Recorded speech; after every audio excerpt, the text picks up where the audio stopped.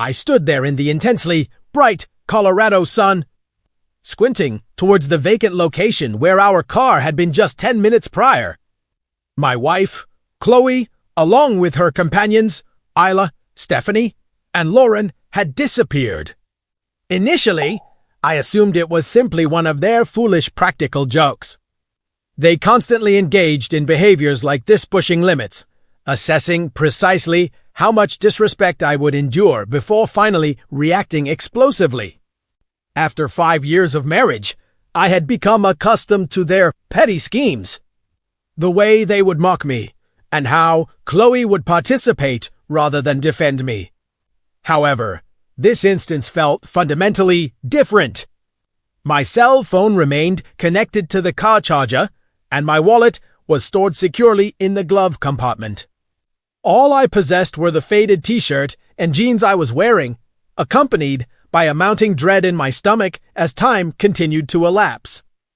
We had been participating in this road trip intended for Stephanie S. Lake House for 3 days already, and I had been miserable throughout the entire duration.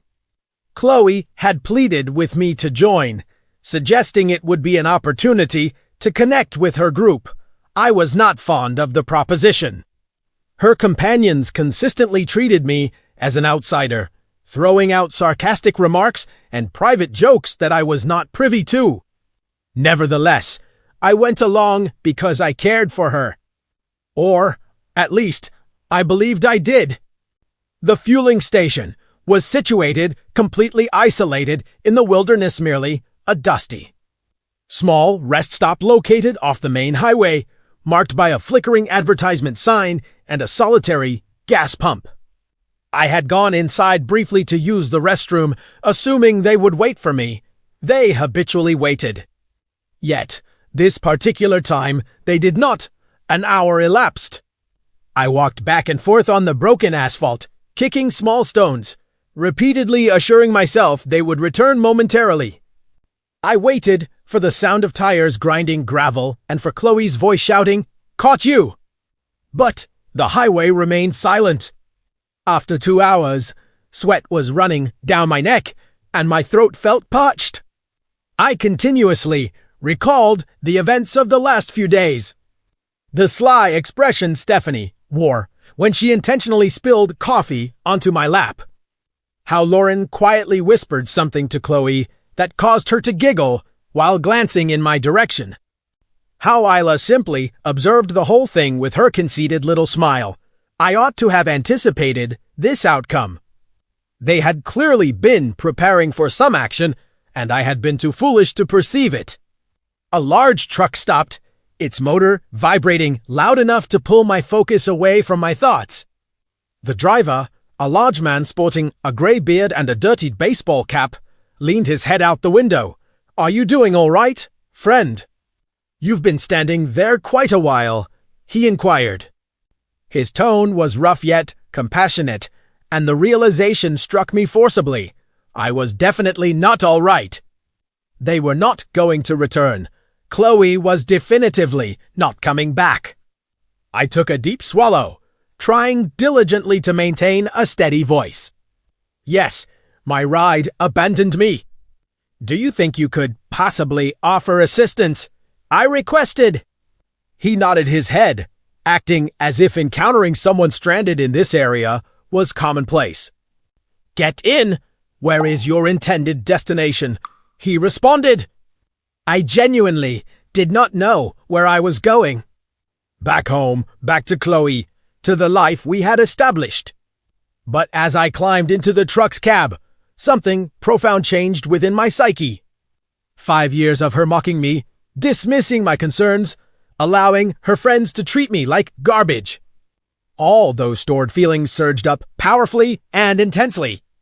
I watched through the window as the gas station gradually disappeared in the side mirror. The truck driver did not press me with many inquiries, focusing instead on driving and quietly humming an old country tune. My hands tightened into fists resting in my lap. I theoretically could have borrowed his telephone, reached out to Chloe, and demanded explanations. Yet, what response would she provide? She would claim it was merely a practical joke. "Sweetheart, please don't be so overly sensitive," she would assert. I had experienced this reaction repeatedly before. Every time I voiced a complaint regarding her friends, she would dramatically roll her eyes and insist I lacked appreciation for their specific brand of humor. Perhaps I genuinely did not understand it. Perhaps I never would comprehend it. However, standing there completely isolated, forsaken like a stray canine, a vital understanding dawned on me. They did not truly understand me either. And Chloe, she would consistently choose them over me without hesitation. The trucker let me out at a junction, directing me towards Grand Junction, which was the nearest significant town. "Good luck, man," he commented, slightly touching his cap. I nodded stiffly, my throat constricted, and began my journey on foot. My shoes shuffled against the dirt, with the sun relentlessly beating down upon my head. I had no phone, no money, and no defined strategy, just myself and the limitless open road. A fraction of me desired to turn around, to plead with someone back at the gas station to contact her and rectify this situation. But a different impulse, a far more powerful one, continuously propelled me onward. I was finished with being the main object of ridicule, finished being the person they consistently laughed at. Chloe and her friends believed they had succeeded. They believed they had completely shattered my spirit. Nevertheless, as we walked toward Junction, a surprising feeling of composure settled upon me. They had failed to break me. Instead, they had effectively liberated me. I had no knowledge of what awaited me upon reaching that town. I was uncertain how I would manage to eat, where I would be able to sleep, or how I would sustain myself possessing absolutely nothing. But for the first time in numerous years, I wasn't concerned about Chloe's prospective reactions. I wasn't worried about her friend's next move. I was certainly alone, yes, but I was not incapable of helping myself. The roadway stretched infinitely ahead, completely empty, and I persisted in walking. They had abandoned me. Yet, perhaps that act was the most beneficial thing they could have done for me. Maybe this presented my true opportunity to discover who I was independent of her influence, independent of their presence. By the point when the sun commenced its descent, coloring the sky a vivid orange, I had reached a firm conclusion.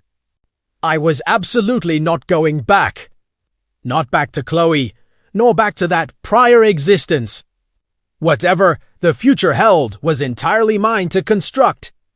I stood firmly at that dusty road intersection where the trucker had dropped me off. The Colorado wind generated small swirling patterns of dirt around my feet.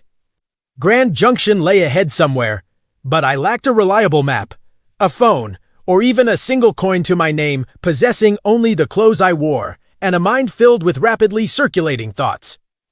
Chloe and her friends had utterly forsaken me, leaving me without resources. And a part of me still felt compelled to find a means to contact her, to listen to her voice, to demand she immediately reverse the vehicle.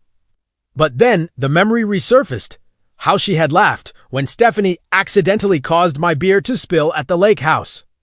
How she had simply shrugged dismissively when I pleaded with her to defend me. 5 agonizing years of that behavior. 5 years spent feeling like an uninvited guest within my own marital relationship. No, I absolutely would not contact her, not this time.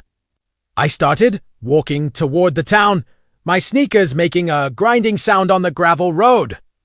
The sun was still high overhead, intensely baking the ground, causing my shirt to become saturated with perspiration.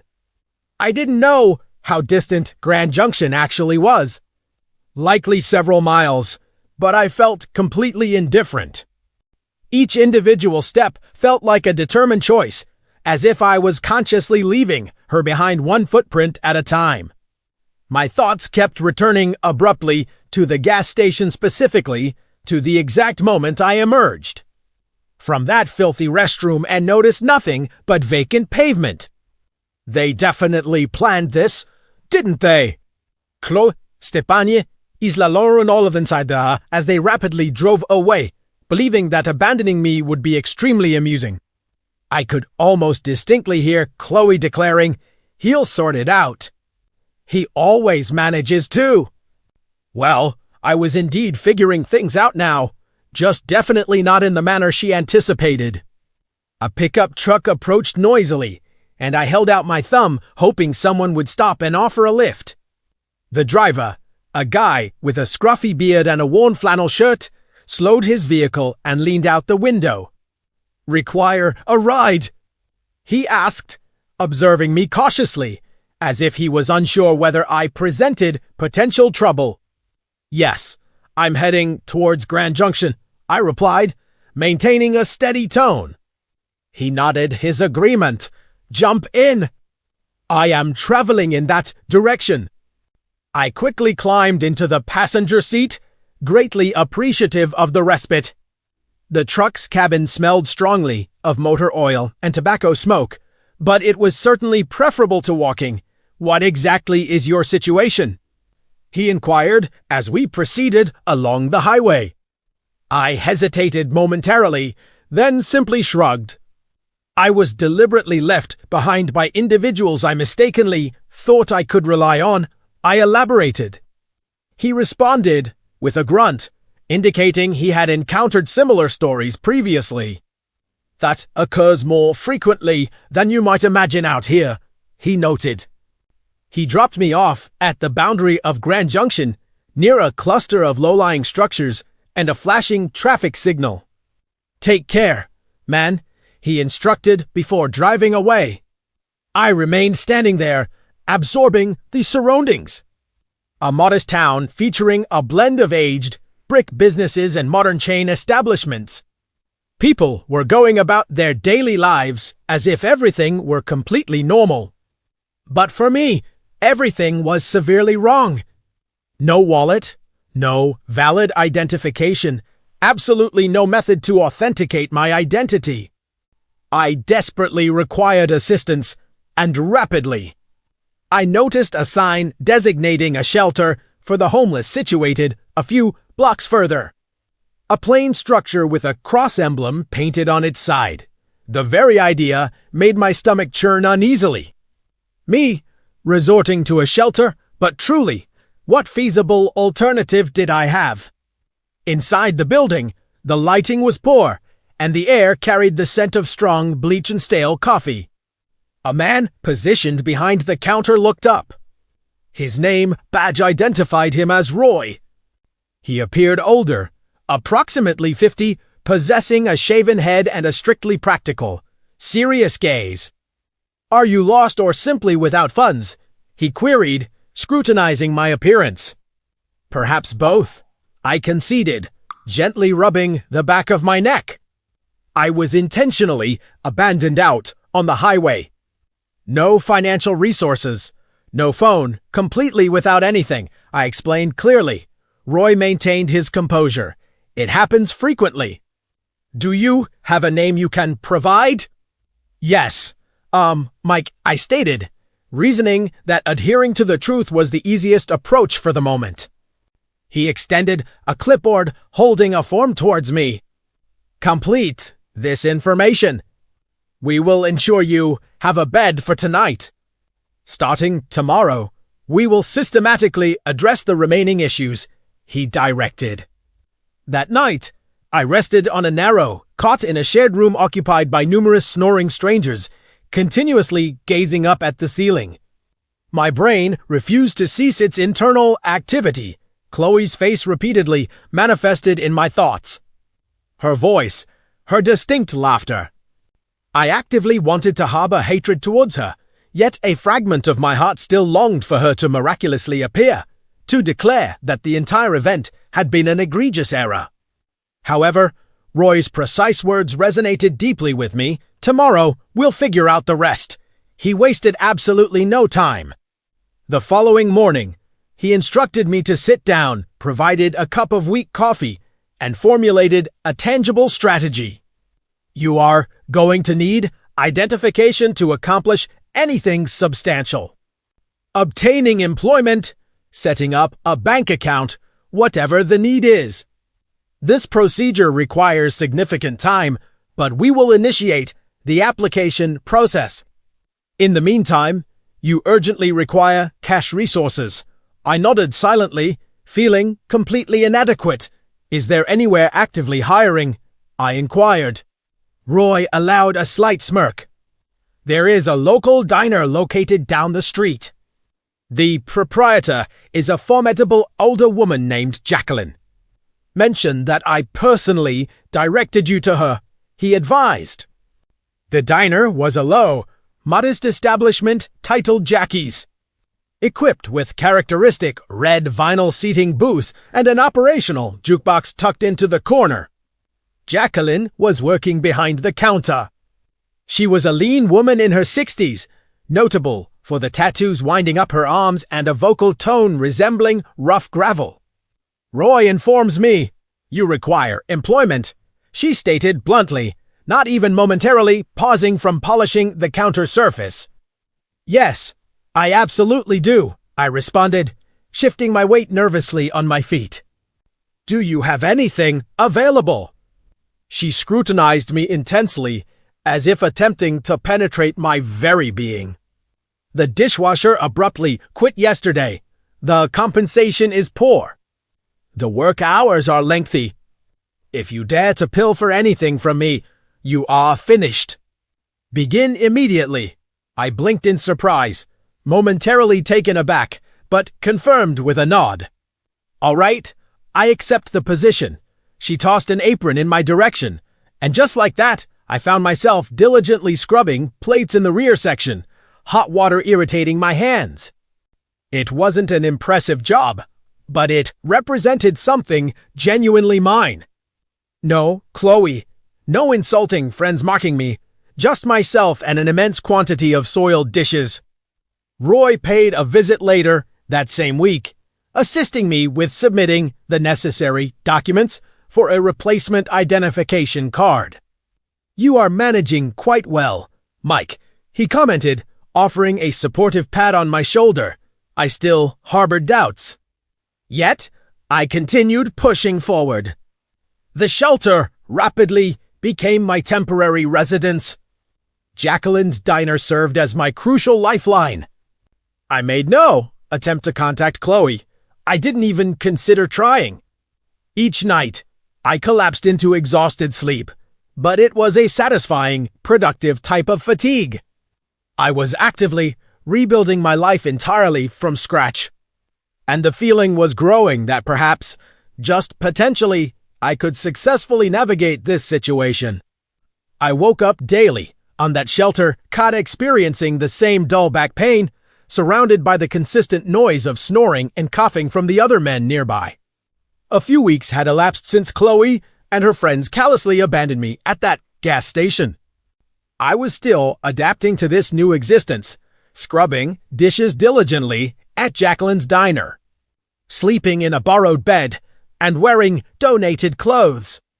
My hands were irritated and raw from the constant exposure to hot water and soap. However, I didn't truly mind the discomfort. The hard labor kept me fully occupied, keeping my thoughts away from her. Roy had proven himself to be an absolute pillar of support, guiding me through the complicated procedure of obtaining replacement identification.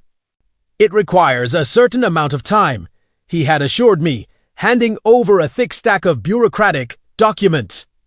But eventually, you will achieve it. I nodded my head, profoundly appreciative of his rough but kind manner, and persistently moved forward.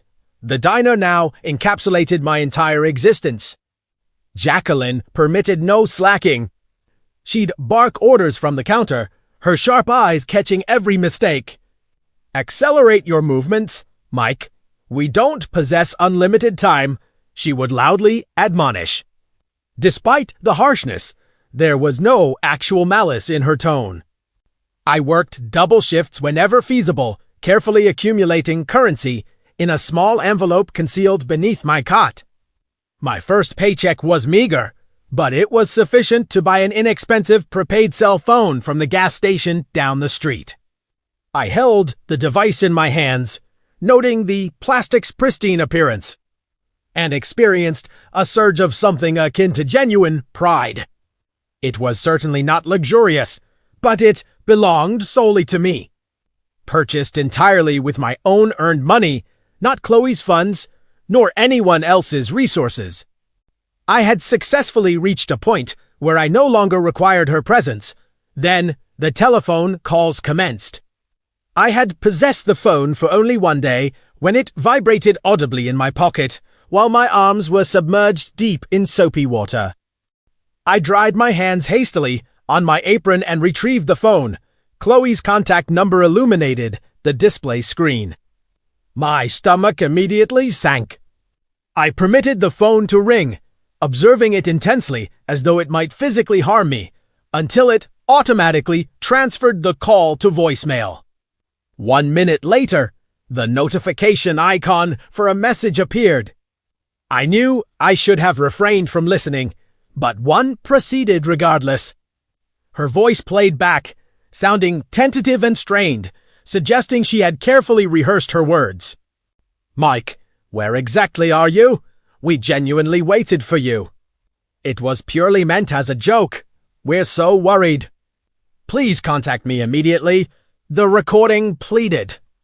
I remained standing there, gazing into the sink basin, the water continuously running. Worried, they'd left me in the middle of nowhere with nothing. If they'd truly waited, they'd have come back by now. The phone vibrated again shortly thereafter.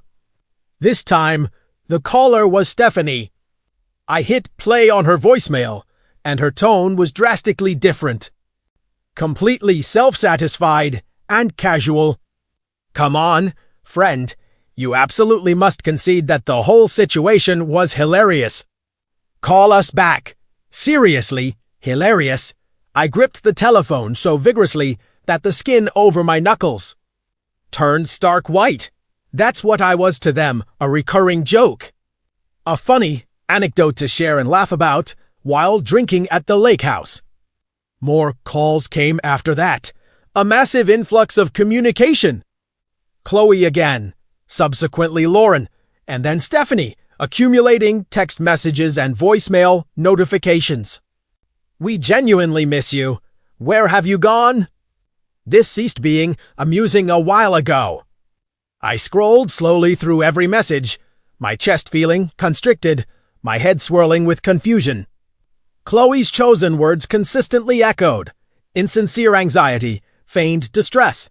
She genuinely did not care. None of them truly cared. That evening, I sat deliberately on my cot, the shelter environment peaceful except for the slight creaking of springs and the consistent low hum of the heating apparatus. The phone illuminated in my hand, displaying their cumulative messages across the screen. I listened to Chloe's initial message again, then Stephanie's, followed by one from Lauren that contained only her brief laughter before abruptly disconnecting. My finger hovered uncertainly directly above the option to call. A part of me intensely wanted to dial Chloe's number to scream accusations at her, demanding to know the reason for her actions. But what realistic difference would that action make? She'd just laugh it off or start crying and successfully manipulate me into feeling culpable precisely as she always managed to achieve. I had spent numerous years tolerating their nonsense, maintaining a pleasant facade because I mistakenly believed that was the required behavior of a suitable husband. That period was definitively over. I systematically reviewed the full list. Chloe, Stephanie, Isla, and Lauren digitally blocked every single contact. My finger trembled slightly as I executed the command, but immediately upon its completion, the phone fell completely silent. No further buzzing, no more deceptive communication. I leaned back securely against the wall, releasing a deep, breath I hadn't realized I was holding in. It felt exactly like severing a restrictive rope that had entangled me for a period of years. They were now incapable of reaching me. They were unable to dictate the conclusion of this narrative. I was the one deciding. The following day, I returned to the diner acting as though nothing significant had occurred, submerging my hands into the dishwater, letting the heat dissipate the lingering sound of their voices inside my head. Jacqueline, however, detected my unusual quietness. "You're particularly silent today," she noted, tossing me a drying cloth for wiping the counter. "Experiencing difficulties?" I responded with a shrug, deliberately choosing not to elaborate on the situation. "Just dealing with a few personal matters," she reacted with a sharp snort. "As long as it doesn't negatively impact my kitchen operations," I managed a slight smile at her pragmatic response. She displayed no concern for my personal drama, focusing solely on the job requirements. This approach was remarkably refreshing. Roy stopped by later, presenting me with an official document detailing the case number for my identification replacement. All right. I responded affirmatively with a nod. Yes, better than my initial expectation. He offered a supportive clap on my shoulder and then departed, leaving me to my work. By the end of that week, I had managed to save enough money to acquire a used jacket retrieved from the Shelter's available donation collection. It was far from stylish, but it successfully provided protection from the cold air. I returned to my cot every night, the prepaid phone completely silent within my pocket, feeling distinctly lighter. Chloe and her associates were definitively removed, eliminated entirely, like discontinuing a harmful habit. I didn't need their apologies or their excuses. I had work, a bed, a plan, small things, but they were entirely my own achievements. The emotional pain persisted, the deep hurt of betrayal, but its intensity was steadily diminishing. Every dish I cleaned, every dollar I managed to save. I was actively constructing something fundamentally new, something they lacked the power to interfere with. And for the very first time in a considerable period, I successfully fell asleep without recurring dreams involving her. I had been consistently employed at the diner for months now, and the overall situation was beginning to feel firmly established. It wasn't perfect, but it possessed stability.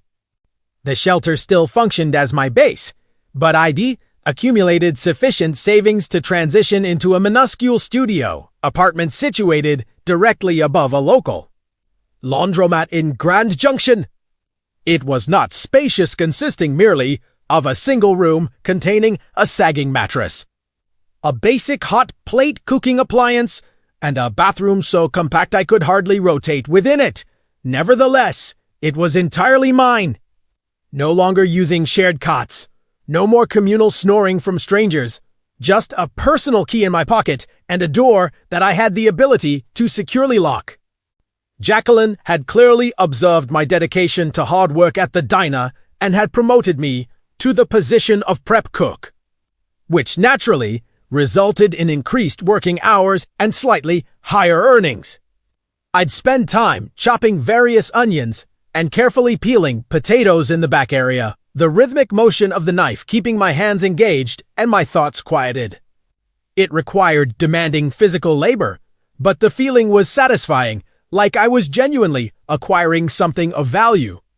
However, the evenings remained challenging occasionally. I'd lie flat on that squeaky mattress, gazing intently at the damp stains marring the ceiling, and Chloe would inevitably infiltrate my mind. I'd vividly recall her specific smile, hear her particular laugh, not the harsh, cruel one she reserved for her friends, but the gentle one she'd give me back when circumstances were positive. In the past, before I became the target of her mockery, I would often speculate about her current activities, whether she ever genuinely missed me, or if she even maintained a level of concern. The profound sense of loneliness occasionally struck intensely. A deep, cold sensation in my chest that wouldn't dissipate. But then the morning would inevitably arrive, and I'd forcibly drag myself out of the bed, put on my jacket, and make my way promptly to the diner. There was no longer any apprehension regarding her scrutiny, no cruel, sharp criticisms from her frenzy. I mail, frito exist. One night subsequent to a particularly lengthy work shift, I was casually manipulating my prepaid phone, feeling both bored and agitated. I maintained its simplicity, no stored contacts, absolutely no connection to my past. But my inherent curiosity eventually overwhelmed my resolve. I intentionally created a fabricated social media account using a random username and omitting any photograph, and proceeded to search for her profile. Chloe's specific profile appeared instantly. It was still accessible to the public and still showcased her seemingly perfect, curated existence. The profile included photographs from the recent lake house excursion and Stephanie striking poses near the body of water, Isla flashing a wide smile while holding a beverage. Then, I spotted a specific post directed about me. It consisted of an old photograph of the two of us smiling together at some picnic years ago. And her accompanying text struck me forcefully, similar to a physical blow. Feeling the absence of my love, I sincerely hope he discovers his way back to me, the caption emphatically declared. I stared fixedly at the image, my thumb immobilized on the screen. Missing me? She hadn't even attempted to come back and locate me. She had deliberately driven away, abandoning me to struggle and suffer. I nearly burst into laughter right there inside that grim apartment. The sound would have reverberated dramatically off the bare walls. It was intensely artificial, so characteristic of Chloe, depicting herself as the tragic victim, suggesting I had simply wandered off on my own volition rather than being brutally left behind. I scrolled quickly through the appended comments. Stephanie's input read, "He will certainly reappear. Do not worry about it." Lauren contributed, sending you supportive embraces, and the entire spectacle made my stomach revolt. They were clearly all complicit in this deceit, participating in this elaborate fabrication as if I were the villainous one. I shut down the phone and violently threw it onto the mattress, nervously raking my hands through my hair. She had absolutely not changed. None of them had evolved. But I certainly had changed. I wasn't the guy in that picnic photo anymore. The man who would grin and accept the abuse while they consistently tore down my dignity. I was fundamentally someone different now, a person entirely unknown to them. The next morning at the diner, I remained quiet, notably more withdrawn than typical, still mentally processing the things I had witnessed. Jacqueline immediately noticed my state. Naturally, she was always acutely observant. "You appear as though someone just harmed your pet dog," she remarked, pushing a plate of French fries towards me during a momentary lull in business. I offered a small shrug, selectively eating the offered food. Just engaging in excessive contemplation, I clarified. She arched an eyebrow, her heavily tattooed arms crossed expectantly. "Concerning what exactly? That former partner of yours?" she asked directly. I froze instantly, surprised she had accurately guessed the subject. I had previously only shared fragments and isolated details of the full story. Yes, I acknowledged. I saw something posted online. She is presenting herself as the injured party in the situation. Jacqueline let out a loud, sharp snort. She sounds precisely like a truly problematic person. "You are well rid of her, kid," she advised decisively. I nodded silently, managing a minimal smile. She spoke the truth. Good riddance indeed. My commitment to work kept me firmly grounded. I regularly sliced vegetables, flipped ground meat patties when the primary cook required assistance, and meticulously wiped clean the service counters anything necessary to keep actively moving. The diner possessed its set of established patrons, individuals who would acknowledge me with a nod or intentionally leave a few extra dollars on the table surface. And that experience felt genuinely positive, like I was now a recognized element of something larger. My hands had developed calluses now, and my arms were notably stronger from the regular hauling of heavy crates and intense scrubbing of cooking pans. Occasionally, I would catch my own reflection in the diner's polished glass doors. It showed tired eyes and unkempt hair, yet the image was of a man succeeding, navigating life one single day at a time. Chloe's digital post slowly faded away from my conscious thoughts, effectively superseded by the loud sound of plates clattering and Jacqueline's typically rough voice shouting orders. I discontinued checking her social media presence after that revelation. I felt no need to revisit it. Regardless of whatever she was proclaiming, whatever elaborate narrative she was fabricating, it held no significance anymore. I had my compact studio, my reliable employment, and my life humble beginnings, assuredly but consistently developing. The underlying loneliness still emerged periodically, particularly during quiet nights when the laundromat below produced a consistent mechanical hum and rattle, but its intensity was significantly reduced. I'd wake up to the distinct smell of laundry detergent subtly wafting through the floorboards, pull on my boots, and head out into the typically cold morning atmosphere. There was nobody waiting to ridicule me. No one present to roll their eyes in response to every statement I made. I was simply allowed to exist as Mike Uncomplicated, ordinary Mike, and that realization was entirely sufficient.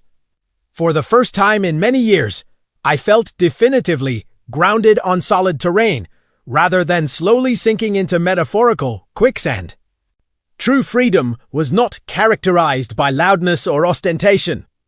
Freedom consisted of this reality, my personal apartment key, my consistently earned paycheck, and the power of my own choices, and I was absolutely unwilling to relinquish that control. I had maintained residence above the operational laundromat for an extended period now, settling into a daily routine that felt genuinely self-determined. Working shifts at the diner, systematically saving my income, sleeping comfortably in my own designated space. The days blurred into one another, yet they were fundamentally positive days, marked by stability. Then, she entered the premises.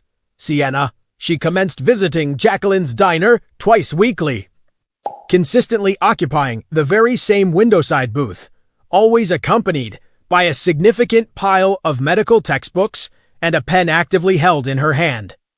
I deduced she was a medical student, based on her consistent habit of silently mumbling complex medical terminology while diligently taking notes. Her customary order never deviated, a Denver omelette, specifically excluding tomatoes, accompanied by extra quantities of coffee. She would rarely glance up when I delivered the meal.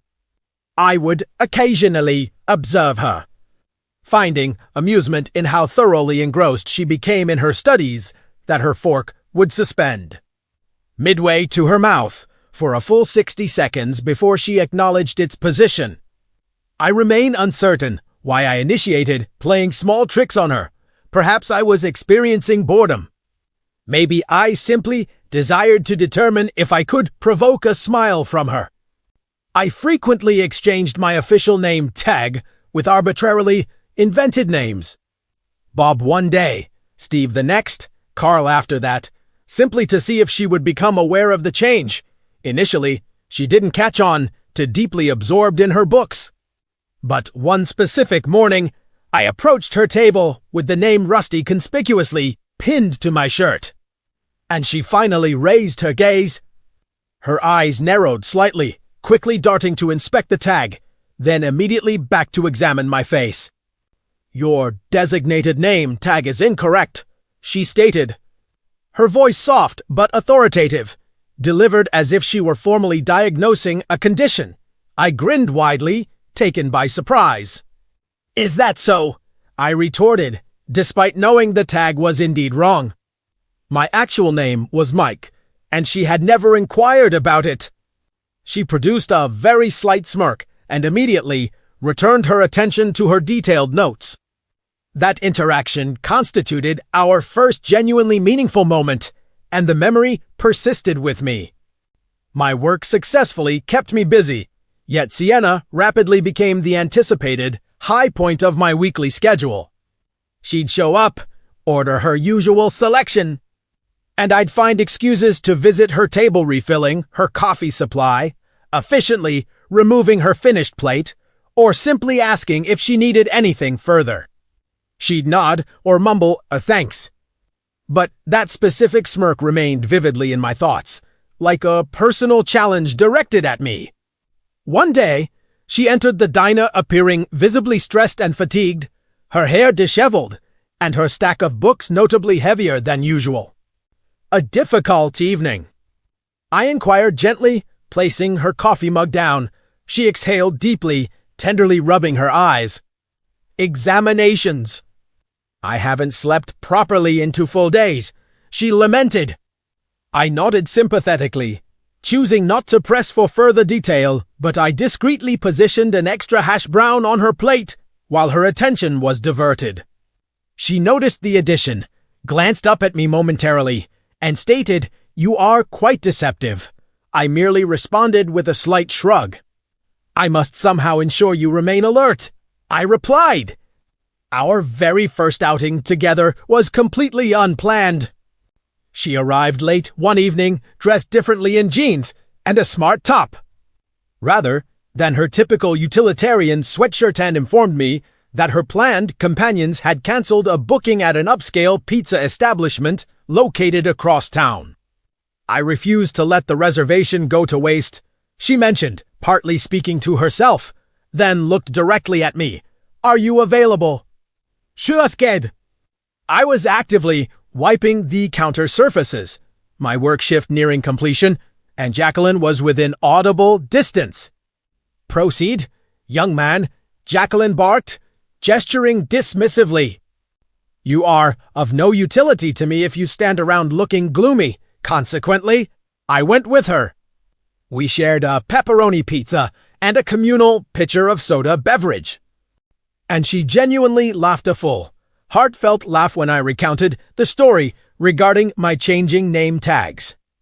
"I always knew your name wasn't Rusty," she confessed, her eyes sparkling brightly. "You simply aren't old enough for that name." We conversed extensively throughout the evening about her ongoing medical school pressures, my job routine at the diner, and insignificant subjects like favorite motion pictures.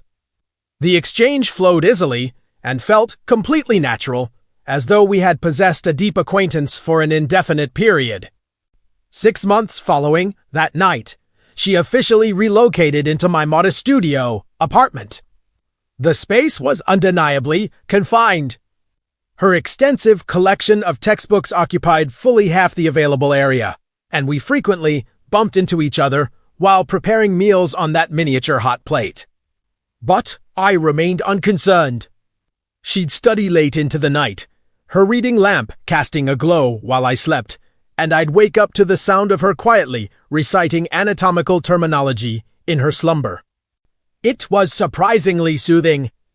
A year later, we secured a significantly larger residence together, a proper apartment featuring a dedicated kitchen space and a sofa that didn't carry the distinctive odor of bleach. Sienna presented a clear contrast to Chloe. She never mocked me, nor did she make me feel inherently inferior. Whenever I expressed self-doubt, she'd simply affirm, "You possess the capability to handle this," and somehow I genuinely believed her statement. We regularly prepared meals together, watched classic television programs, and playfully disputed whose responsibility it was to clean the dishes left in the sink. The life we shared was straightforward, yet it was distinctly ours. Concurrently, Chloe steadfastly refused to disengage. She initiated sending me messages via electronic mail. She had somehow managed to discover my current mailing address, likely retrieved from an outdated utility, bill, or a similar document. The first message arrived just weeks after Sienna officially moved in, appearing on my phone display while I was focused on chopping peppers at the diner. Mike, I simply desire reassurance that you are fine. I miss you. We all do. The content read. I paused, staring intently at the message, my knife motionless above the cutting board. She missed me? She had ruthlessly abandoned me at a remote gas station with zero resources, then laughed about the incident with her friends, and now she claimed to miss my presence. I promptly deleted the email without sending any response. More messages followed subsequently. Some were concise, others quite lengthy, all heavily imbued with the artificial sweetness she had perfected. I acknowledge my error. I sincerely messed up. Please speak with me. I even contacted your grandma. She is actively worried about you. One message falsely alleged. I read them over, felt that familiar, lingering tightness in my chest, and then quickly hit the delete button. Sienna observed me once, frowning intensely at my phone. Who is that contacting you? Je inquiète. Nobody important, I replied, and she respected my boundary by not pushing the issue. She understood implicitly. I was irrevocably committed to not returning to the past. Life alongside Sienna was excellent, surpassing the happiness I thought I deserved. The entire diner operation was functioning smoothly. My hands remained steady and capable. And Chloe's persistent emails were merely distracting background noise that I could easily ignore. I'd built something new, something solid. And every passing day spent with Sienna served as definitive proof of this success. She'd lightly tease me about my culinary efforts. I'd return the favor by laughing at her notoriously poor singing. And we'd drift off to sleep closely intertwined on that acquired secondhand sofa. Chloe was welcome to continue writing whatever she wished. I owed her absolutely nothing at all. My entire world was currently centered right here with Sienna, and I was determined not to let go. I stood within the kitchen area of Jacqueline's diner, turning over a hamburger patty on the hot grill, the distinct sizzling sound filling the confined space as cooking grease splattered lightly onto my protective apron. Circumstances had been favorable, in fact, better than simply favorable. Sienna and I had successfully settled into our newer apartment, which represented a clear advancement from the small, cramped studio located above the laundromat. This apartment featured a standard-sized bedroom, a functional stove that thankfully did not emit smoke, and a window allowing genuine sunlight penetration. My life felt firmly established, as if I had ultimately escaped the detrimental situation Chloe and her friends had forced me into. My work also maintained a commendable consistency. I'd been at the diner for a sufficiently long time that Jacqueline had begun entrusting me with responsibilities beyond basic dishwashing and simple food preparation. She commenced relying on my capabilities, exhibiting less shouting and offering more affirming nods when I successfully completed tasks. On that particular day, however, she summoned me directly to the counter during a brief period of reduced activity, her sharp, focused eyes fixed directly on me, indicating she had something of considerable importance to communicate. "Mike," she began, drying her hands on a cloth. "You are surprisingly competent at this work." I allowed a slight smirk, assuming she was making a joke, but her facial expression remained completely serious. "I am scheduled to launch a second establishment across town, a smaller operation. But I require an individual to manage its daily functions. Are you interested? She asked pointedly. I instantly froze, spatula still grasped in hand, the hamburgers gently sizzling behind my back. Me, given the opportunity to operate a diner.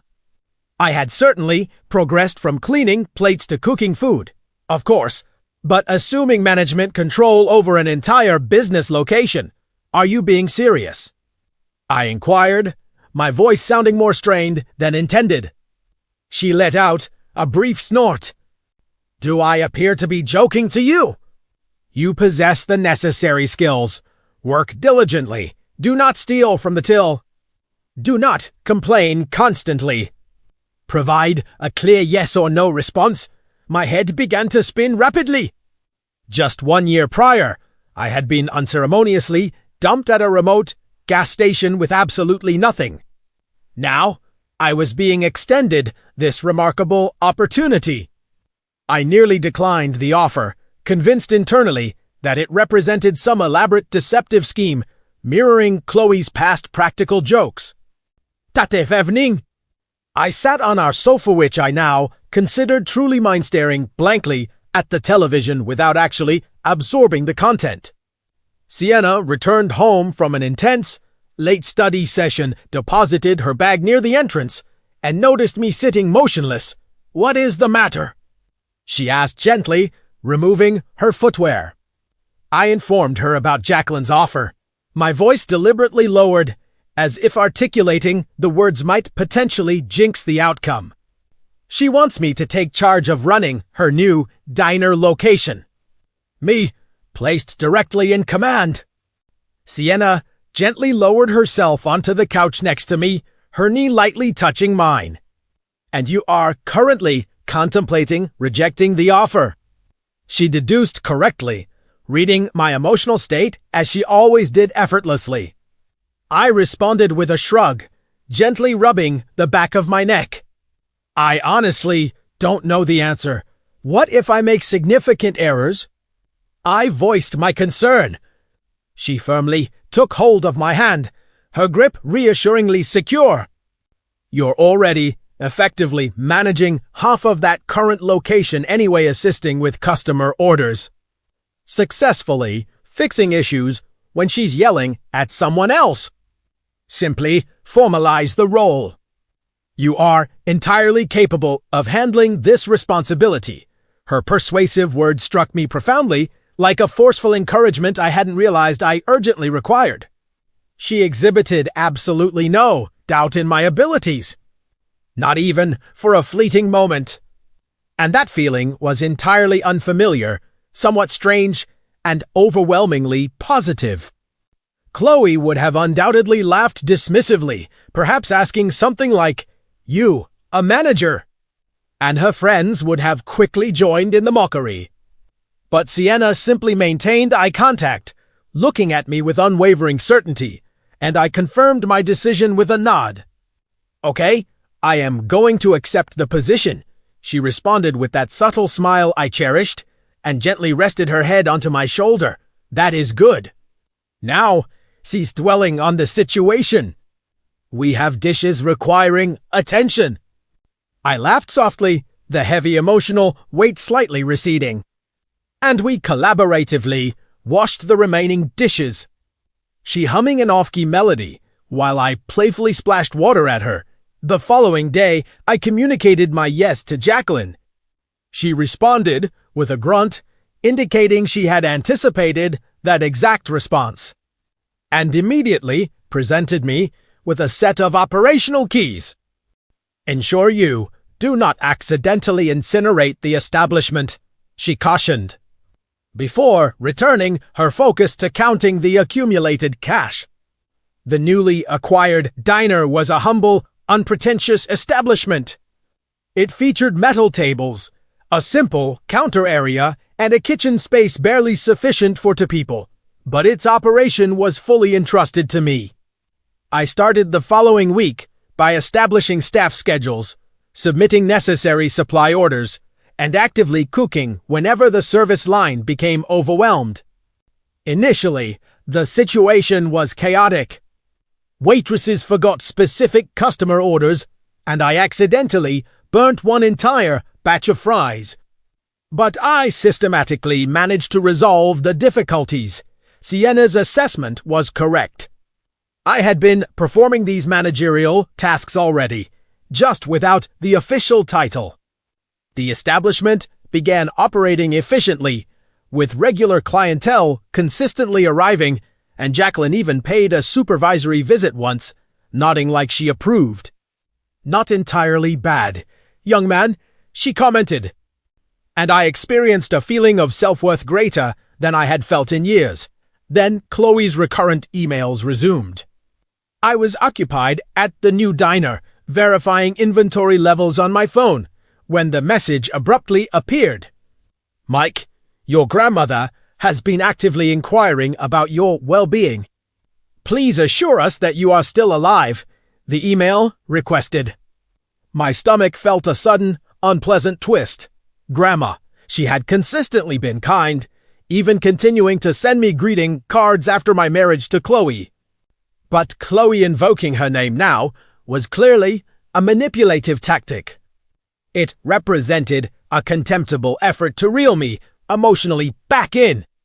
I visualized her drafting the message, feigning sadness, attempting the customary guilt trip. I immediately deleted the message, pressing my thumb violently onto the screen.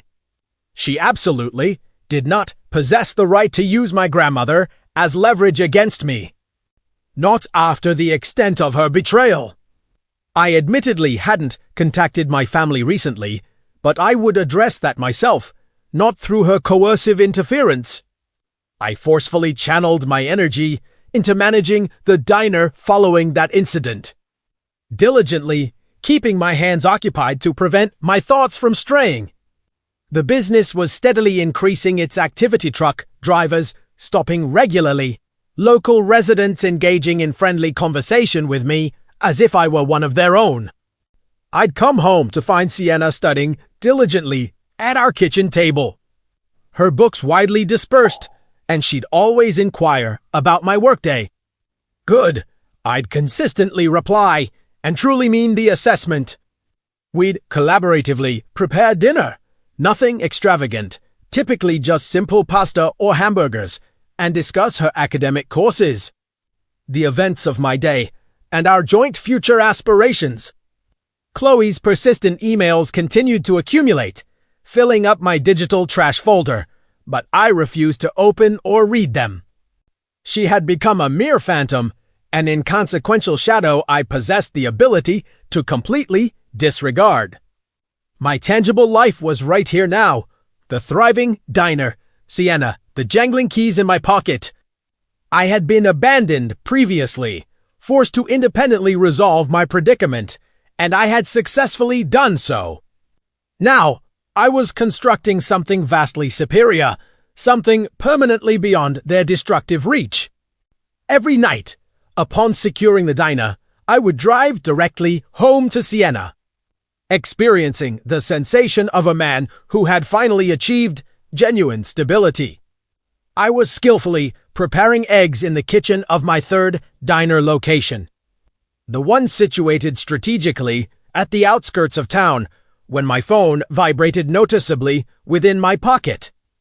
The typical morning rush period was in full frenetic swing truck drivers loudly demanding more coffee, waitresses swiftly moving between occupied tables, and I almost decided to simply ignore the persistent vibration. 15 years had fundamentally transformed me into an entirely different person. Sienna and I were officially married. We had two lively children who regularly caused chaos in our house. 3 separate diner locations successfully maintained my constant busy schedule. Life felt positive, noisy, and complete, entirely unlike the hollow shell of a person I had been when Chloe had forsaken me at that remote gas station. I quickly dried my hands on my apron, retrieved my phone, and immediately saw the notification. It was a LinkedIn alert. An individual examined your user profile 27 times earlier today, the message explicitly stated. My stomach performed a small, uneasy lurch. I rarely utilized LinkedIn, maintaining only a basic profile featuring my name, the diner businesses, and a slightly out-of-focus photograph Sienna had insisted I use. But 27 times that activity level was entirely anomalous. I tapped the alert to open it, the grill hissing loudly behind me, and there she was immediately, Chloe. Her name struck me abruptly, like a sudden cold deluge, right there visible on the screen, tied to some corporate entity I cared nothing about. 27 views logged within a single day. She'd been exhaustively scrutinizing the details of my life, repeatedly. I deliberately set the phone down, my hands gripping the edge of the counter, striving to regain my composure. 15 years had passed, and yet she was back again. Back, insidiously creeping in like a persistent shadow I had believed I successfully banished. I turned the frying eggs, barely observing them, my mind overwhelmed with questions. What precisely was her motivation? Why resurface now? I'd blocked her emails years ago, ignored her guilt trips, built a whole world without her. Here she was poking ahun, silent outwardly, malaudinain mots. The diner smelled like bacon and syrup, the incessant clatter of ceramic plates maintaining my connection to the present reality. I plated the prepared eggs, passed them swiftly to a waiting waitress, and attempted to restore my focus. Coffee needed immediate replenishment. Hash browns were dangerously close to burning, but Chloe's distinct name stubbornly occupied my attention. I pictured her sitting somewhere, clicking my profile, seeing the diners. Maybe even the old job at Jacqueline's I'd listed. Did she know about Sienna or the existence of our kids? I hadn't posted much information, just enough to look professionally credible. But 27 views unequivocally signified she was conducting an intensive investigation. I quickly wiped my forehead, perspiration mixing with the intense ambient heat, and picked up the phone once more. Her profile picture stared directly back at me. Chloe, visibly older now, her hair styled short, featuring a forced, tight smile in her photograph. The description noted her as a consultant. I declined to read any further details. I actively did not want to know. I retreated into the back area, a minuscule storage room containing shelves stacked with flour and canned provisions, and leaned heavily against the wall. My heart was rapidly pounding far too quickly, as if I had just completed a punishing physical run. 15 years, 2 children, a devoted spouse, a flourishing business, and yet she still possessed the power to emotionally unsettle me. I detested that weakness. I had expended immense effort to suppress her memory, to consciously forget the remote gas station, the sound of their laughter, and the way she had successfully made me feel utterly insignificant. Now she was back, not even communicating verbally, merely observing my life. Was she jealous? Math, desperate? I ran my hands through my hair distractedly, pacing restlessly within the confined space. A component of my resolve urged me to send her a direct message. What precisely is your objective? But I immediately stopped myself. That action was exactly what she desired, for me she attacked, affording her an appriatami life. I returned promptly to the grill area, throwing myself completely into the demanding rush period cooking, pouring beverages, meticulously cleaning tables. Whenever the waitresses got swamped, the regular customers offered me supportive nods. One specific patron requested an extra portion of ketchup, and I maintained my pace, keeping my hands fully occupied, but her presence persisted. Deep in the recesses of my consciousness, those 27 profile views felt like an irritating sensation I couldn't alleviate. I made the deliberate choice not to mention the incident to Sienna upon returning home that night. She was situated on the sofa, methodically folding accumulated laundry, while The children were yelling upstairs about some game. A busy workday? She inquired, casually, briefly raising her gaze. Yes, I replied, forcing a pleasant expression, and kissed her forehead. The usual routine. She wisely chose not to inquire further, simply handing me a pile of socks to carefully organize. And I sat there, diligently folding, feigning that everything was perfectly normal. The house interior was pleasantly warm, infused with the fragrance of dinner chicken and rice, Sienna's reliable meal choice. And the children rapidly descended the stairs, immediately begging for dessert. I chuckled softly, firmly declined their request. The feeling of normalcy persisted momentarily, but Chloe remained a persistent presence, a phantom I couldn't completely dispel. I consciously avoided checking LinkedIn again. There was no necessity to determine if she had performed further searches. 27 views provided ample information. I assisted Sienna with washing the dishes, my hip occasionally brushing against hers, and actively attempted to release the lingering unease. My entire life was firmly established here. 2 children squabbling over the final cookie, a wife who didn't laugh at me. Diners that I had successfully established from absolute scratch. Chloe fundamentally lacked the ability to damage this life. Not genuinely.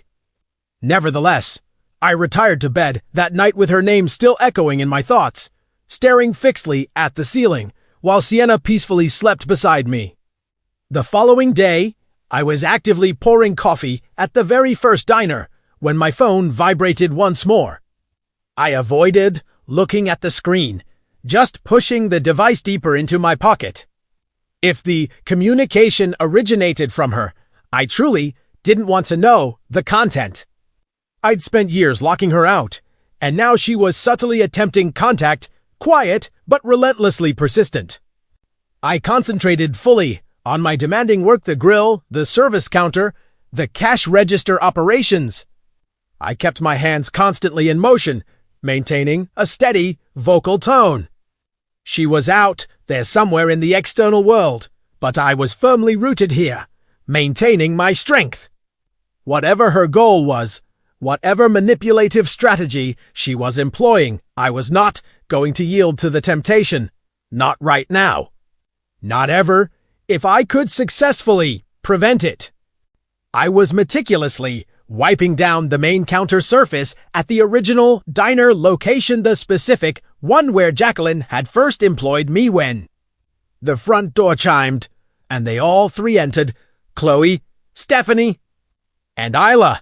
This entrance occurred precisely 3 days subsequent to the LinkedIn notifications, and I had been continuously tense, partly anticipating an event like this. The typical morning breakfast surge had just subsided, leaving only a small group of regular patrons quietly sipping coffee. The air notably dense with residual cooking grease and the smell of slightly burnt toast. I observed them before they became aware of my presence. Chloe's recently cut short hair reflected the available light. Stephanie's characteristic, confident demeanor was still visibly present. Isla remained hunched over, conveying a desire to simply vanish entirely. My abdomen twisted uncomfortably, my hands momentarily frozen on the cleaning rag. 15 years had elapsed since they cruelly abandoned me at that remote gas station. And now they were standing right here within my establishment, my turf. I didn't move, just watching as they chose a designated booth near the window and sat down. Their speaking voices were lowered, yet instantly recognizable. I certainly could have retreated, allowing the assigned waitress to handle their presence, but an inner impulse compelled me to approach them. Maybe it was raw anger, maybe simply the fundamental need to confront and conclude the situation. I quickly grabbed a full coffee carafe more, for securing something to hold onto then for any serving necessity, and walked directly towards their table. Chloe noticed me first. Her eyes immediately widened, and her mouth dropped open in shock. "Oh my goodness! It truly is you!" she exclaimed, her voice noticeably unsteady, suggesting she hadn't prepared for this direct encounter. Stephanie casually leaned back, exhibiting her customary self-satisfied smirk. "Hello there! Look at you, the important entrepreneur," she taunted mockingly. Isla looked upwards briefly, then rapidly lowered her gaze, her hands nervously manipulating the provided menu. I stood firm, the coffee pot held securely in my grip, observing them older, seemingly worn down, and demonstrating a level of desperation I hadn't expected. "What precisely do you want?" I demanded, keeping my response concise, my voice sounding harsher than I felt internally. Chloe shifted uneasily, leaning forward slightly, her fingers interlocking nervously. "Mike, could we possibly have a conversation, please?" she pleaded. I maintained my standing position. "I had no intention of sitting. I am currently working." "Speak now," I insisted. She swallowed heavily, momentarily glancing towards Stephanie seeking validation, then commenced speaking. We urgently require your assistance." Her life had utterly collapsed. Her artistic small enterprise failed completely. Her mariage, involving some individual whose identity was unknown to me, had completely disintegrated, and she was now financially ruined, openly begging for support. Stephanie interjected, adopting a casual tone as if the request were insignificant. "You are clearly succeeding, correct? 3 diner locations. We simply require a small helping hand. You understand, for the sake of past history." Isla offered a barely audible nod of agreement. "Just a minimal amount of help," she whispered faintly. I listened intently, permitting the full weight of the appeal to sink in, Chloe's dramatic story of woe, Stephanie's attempt at persuasive charm, Isla's manipulative use of guilt. They had meticulously orchestrated this confrontation. They had successfully tracked me down. They fully expected me to immediately capitulate, just as I had habitually done previously. I remained standing, the coffee pot still hot in my grasp, watching them visually squirm under my gaze. Chloe's eyes began to well up with moisture. Stephanie's mocking smirk briefly faltered.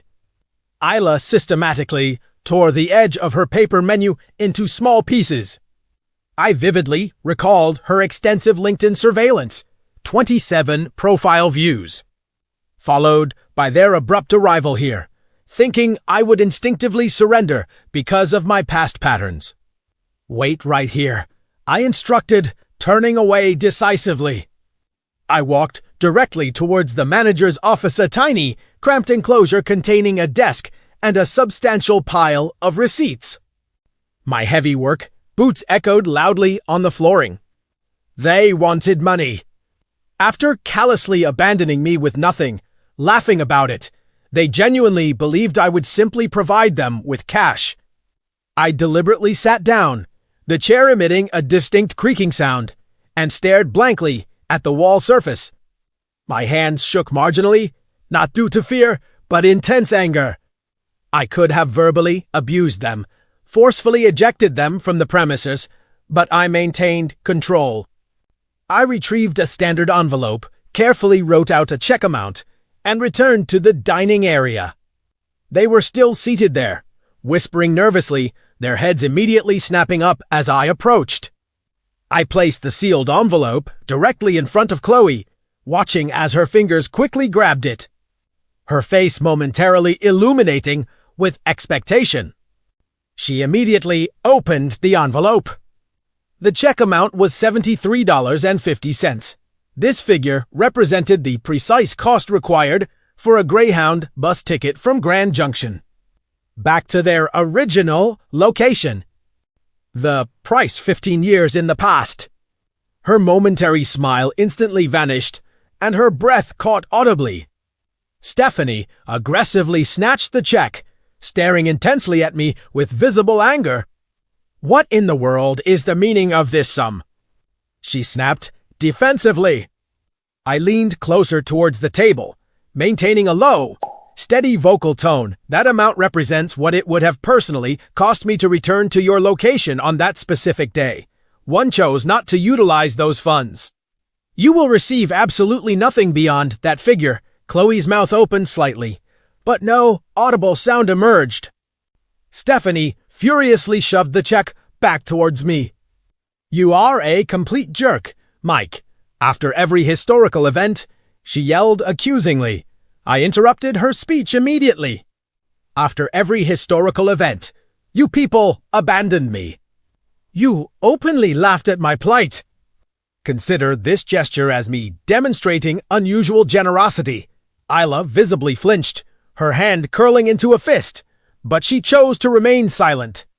I stood upright, looking directly at the three women. Chloe appeared pallid. Stephanie was openly fuming, and Isla seemed to physically shrink in size. It is now time for you to depart, I announced, ensuring my volume was sufficient for the surrounding patrons to hear. Do not attempt your première tournée away, towards the counter. My heart beating fiercely, but my steps remained assured. The assigned waitress paused nearby, clearly uncertain how to proceed, but I waved her away. They are finished, I confirmed, quickly grabbing a cloth to dry my hands. They remained seated for approximately a minute, visibly stunned, then abruptly stood up. Chloe rapidly forced the envelope into her handbag. Stephanie continued muttering angrily, with Isla trailing quietly behind. The door chimed shut loudly, and the diner rapidly reverted to its usual operational status. Coffee was poured, forks gently clinking, as if they had never momentarily entered the premises. I stood securely positioned behind the counter, pouring myself a restorative cup, my hands now feeling perfectly steady. They had arrived explicitly, begging for assistance, fully expecting me to yield to their demands, and I had definitively refused them. The rejection was not characterized by noise or dramatic. Confrontation it was simply cold and conclusive. Final, I slowly drank the coffee, noticing its bitter taste, and observed the regular patrons engaging in quiet conversation, completely unaware of the recent confrontation. Chloe's attempt at tears, Stephanie's overt hostility, these elements held no significance anymore. I'd given them what they'd given me, just enough to walk away. The diner's persistent low hum enveloped me, my life, and they were absolutely gone.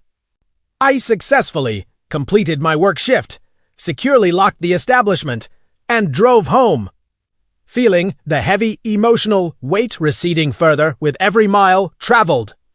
They'd tried and they'd lost. That was the ultimate outcome.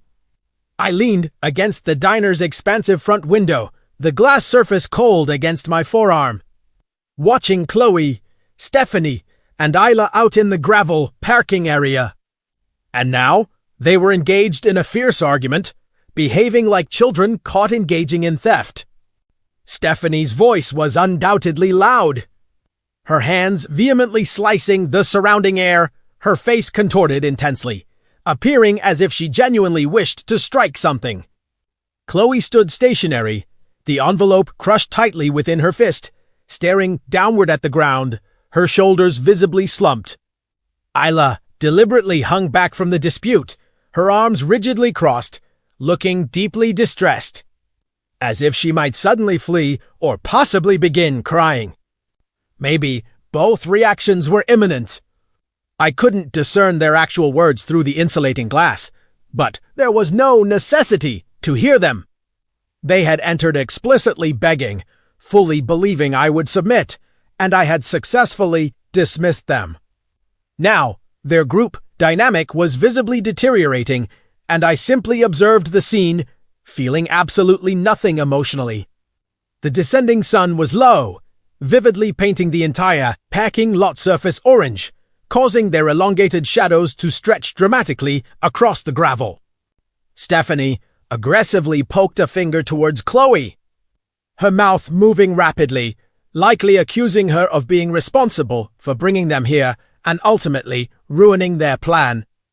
Chloe slowly and wearily shook her head negatively, then forcefully crammed the check into her handbag as if it were worthless refuse.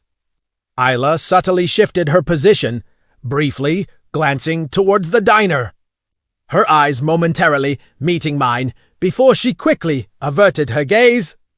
I remained completely still, neither moving nor blinking, simply standing rigidly, my coffee mug cooling slowly on the counter behind me. They were welcome to continue arguing out there indefinitely. Their conflict held no emotional power over me. I had successfully dispensed the exact treatment they deserved.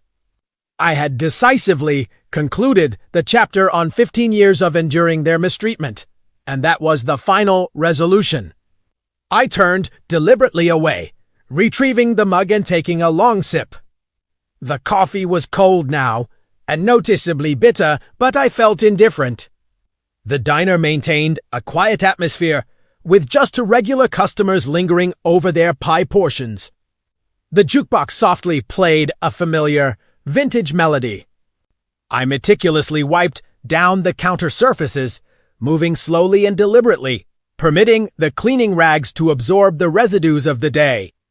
The waitresses bustled nearby, efficiently clearing tables, occasionally directing quick, curious glances my way, but keeping their silence.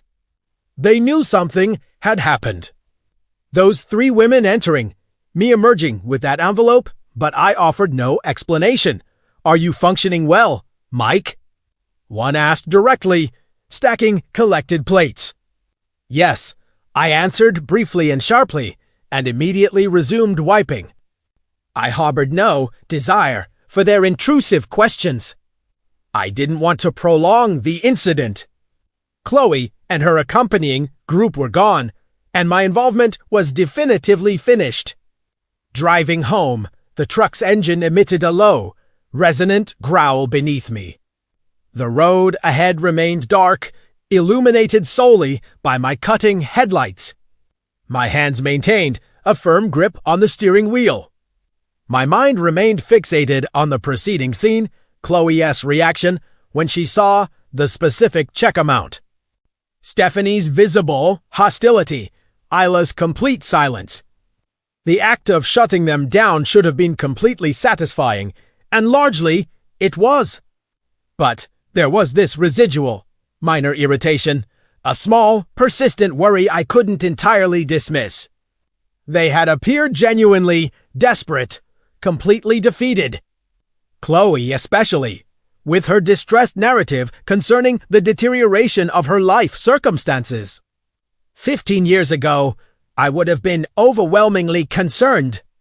I'd have rushed after them and attempted actively to remedy the situation.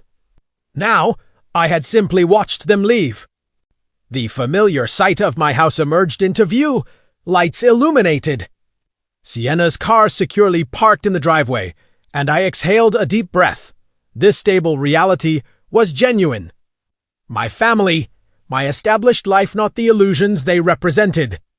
I walked in, removing my boots near the door, instantly detecting the pleasant aroma of leftover lasagna. Sienna was seated at the kitchen table, her academic papers spread widely, a pen held in her hand, undoubtedly engaged in grading again.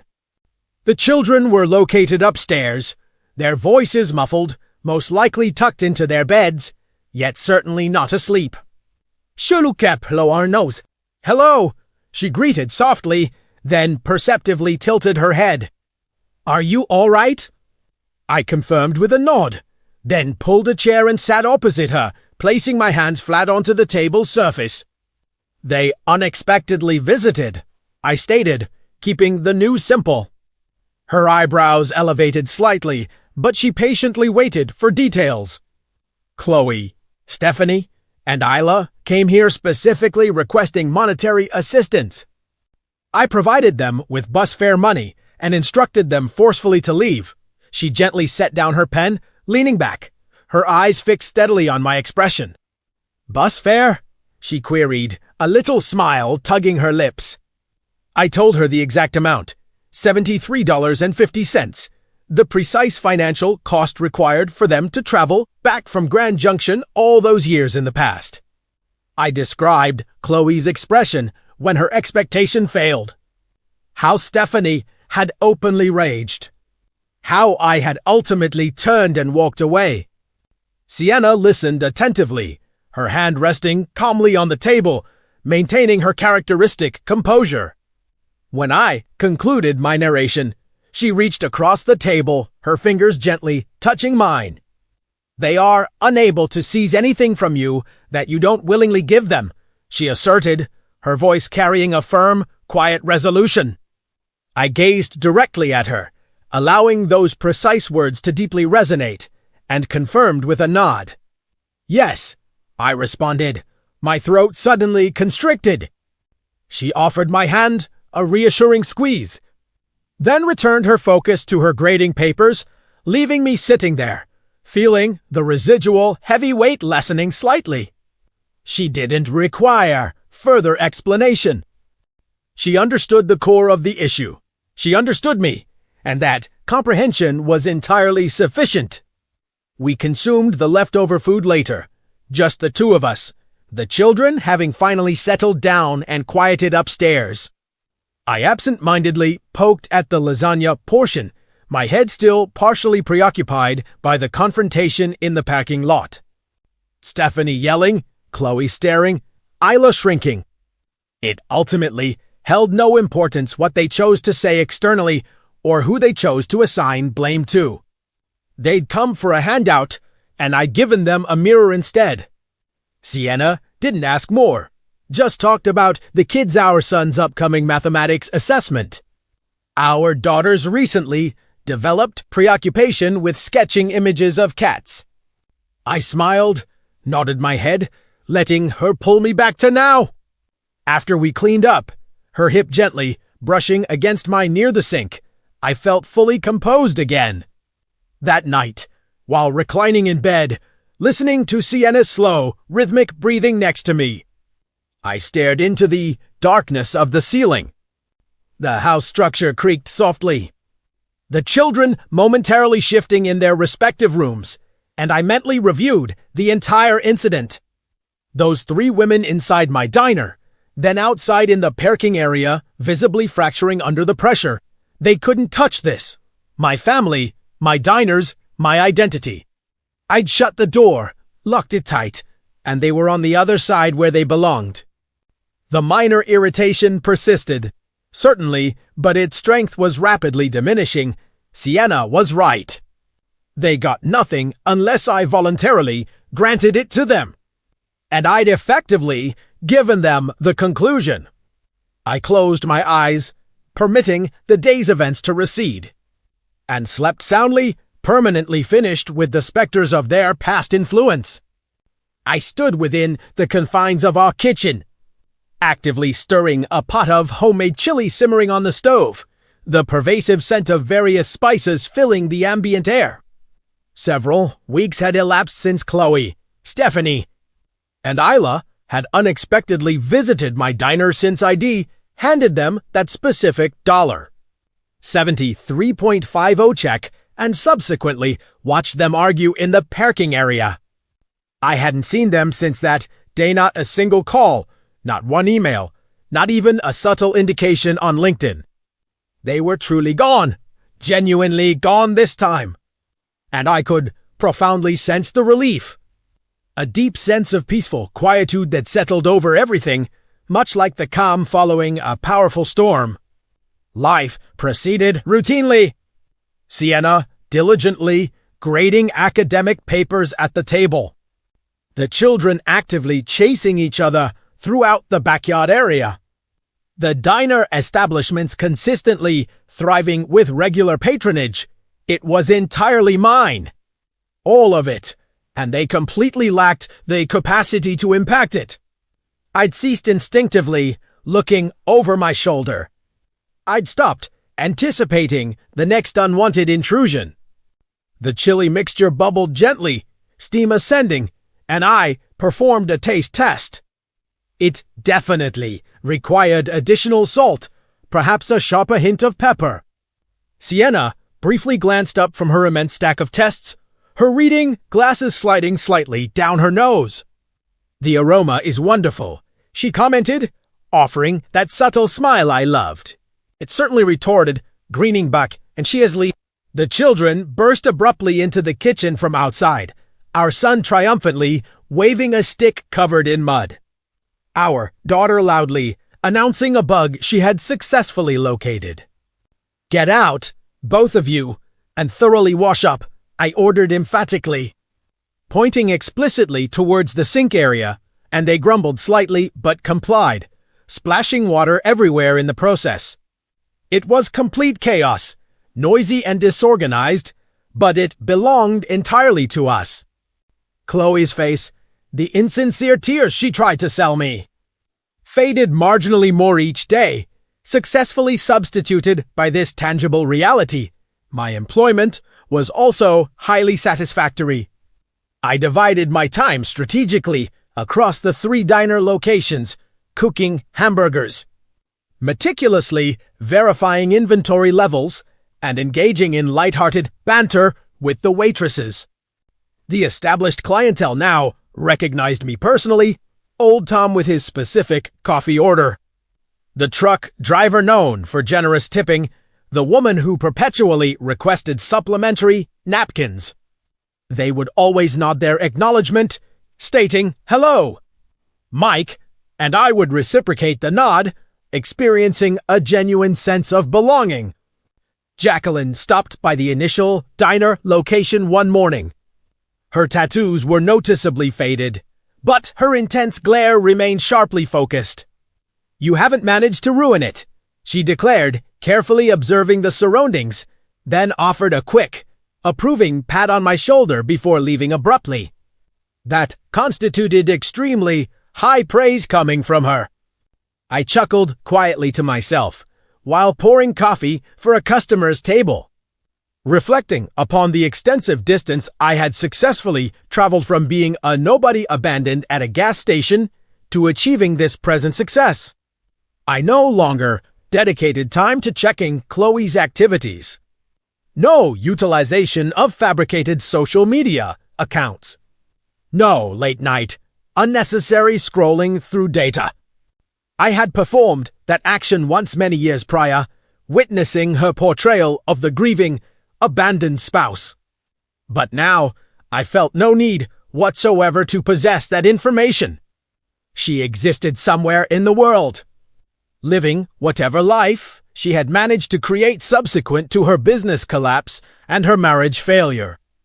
Stephanie and Isla were also out there, possibly still holding resentment, possibly still blaming her.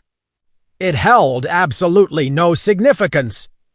They had approached me pleading, and I had firmly sealed the door to the past. That single check for $73.50 was the final thing I would ever provide them. Precisely enough for them to permanently leave, just as they had forced me to do. I experienced no remorse. I harbored no feelings of guilt. I felt entirely free. Sienna and I took the children to the designated park that weekend. It was a cool autumn day, the sound of leaves audibly crunching beneath our footwear. Our son ran ahead energetically, kicking a ball, while our daughter clung tightly to my hand, enthusiastically pointing out every passing squirrel. Sienna walked consistently alongside me, her arm occasionally brushing mine, and we maintained a comfortable silence, simply observing, breathing, and experiencing life. I briefly considered Chloe her unexpected arrival, the crack in her voice, and, consciously, dismissed the thought. She utterly lacked the ability to take this moment away from me. She couldn't even approach that level of influence. I'd built it all without her interference, despite her previous efforts. And this existence was significantly superior to anything she had ever offered. "You seem preoccupied," Sienna remarked, gently nudging me. "Simply content," I replied, and she squeezed my hand affectionately, understanding the sincerity of my statement. Upon returning home, we consumed the leftover chili. Excessively spicy, the children loudly complained, yet they rapidly finished their portions anyway. I sat comfortably at the dining table, observing them argue playfully over the last remaining bread roll. Sienna subtly rolled her eyes at their sustained noise. This simple reality was my revenge, if one insisted on labeling it as such. Not characterized by some major conflict.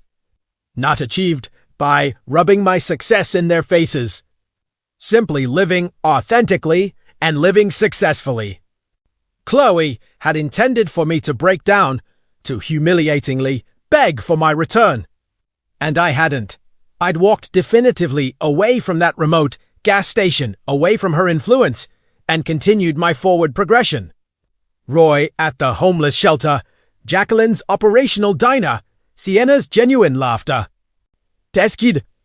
Every single step forward was my own volition, every single component hard-earned. They had ultimately lost the contest. Not because I had actively defeated them in a confrontation, but because I had permanently stopped participating in their manipulative game. The days persisted in their regular sequence: school runs, diner shifts, quiet nights with Sienna on the couch. I made no attempt to look backwards. I didn't need to do so. Chloe was merely a receding memory, an immaterial shadow that possessed no power to reach me anymore. I'd see her sometimes in a flash, her smirk, her tears, but the memory failed to linger.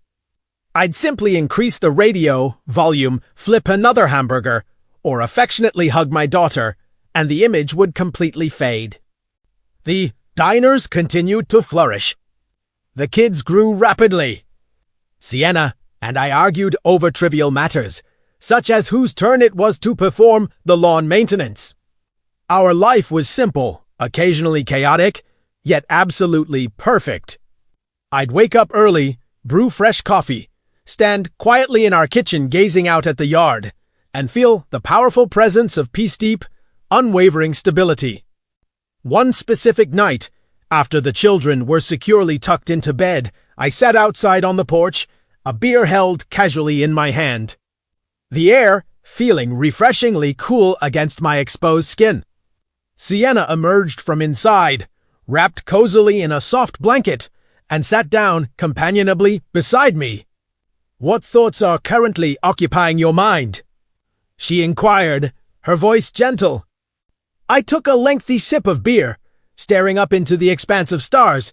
"Nothing important," I replied initially, then smiled. "Everything meaningful." She gently rested her head upon my shoulder, and we sat together in comfortable silence. Chloe was definitively gone, truly gone. And I was here now, completely whole. The most effective revenge was ultimately not revenge at all. It was simply this exact moment. A life so thoroughly positive that I had no need to prove anything to anyone. I had successfully achieved my self-reliance, and that realization was absolutely sufficient.